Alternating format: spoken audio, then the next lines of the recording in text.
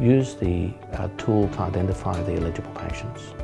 Then break that down as best as possible to each doctor's patients, provide a doctor with a short list rather than a very long list, and then sit down with them, with one of the team members, particularly the nurses, who usually know these patients as well, to then sift through that and identify patients who could potentially benefit.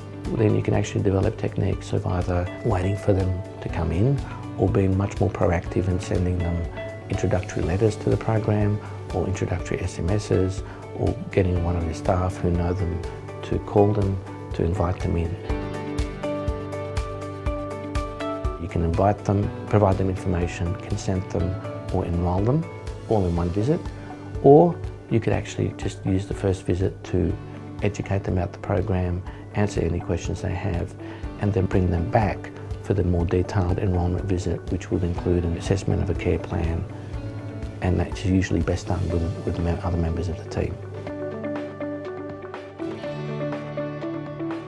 In our practice, we have doctors, we have registered nurse, we have podiatrists, dietitian. For new patients that comes in, I will tell them, if you join the healthcare home program, you will be involved in producing a shared care plan that will help to achieve your health goals by the team care approach. Dr. Ong is the one who's talking to patients first, and if they agree to enroll to healthcare home, I'm the one who's responsible for the paperwork and for the consent, so explaining more about the healthcare homes. If the patient doesn't understand anything, they can ask me. After that, I am the one who's going to do the shared care plan. So we're going to book the patient again to do a mini case conference, and from there I need the help of my receptionist and the medical practice assistant for booking them to different specialists if they need to see them. Some of the concerns raised include whether or not they're still able to access me as their doctor, and the answer to that is very simple, and that is that I'm always here for them. We try and allay those fears as best we can.